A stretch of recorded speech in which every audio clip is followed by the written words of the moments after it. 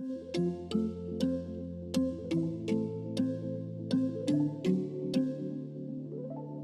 name is Shakira Drones, and I am a trauma-informed money coach and a registered nurse. And I help women and men to get out of debt and out of financial survival mode through financial literacy, personal development, and accountability. And I love doing this work inside of community. The reason why I'm so passionate about personal finance is because I am very much familiar with what it feels like to drown in financial survival mode. I owed $111,722.47 in student loans, credit card, and personal loan debt. So I know exactly what that feels like. I did pay off the entire debt in 3 years, but I learned something really amazing along that journey. After paying off the debt, I thought I would be out of financial survival mode. And I was out of the financial piece, but I was still in survival mode. So I took the opportunity to try something different and I went to therapy.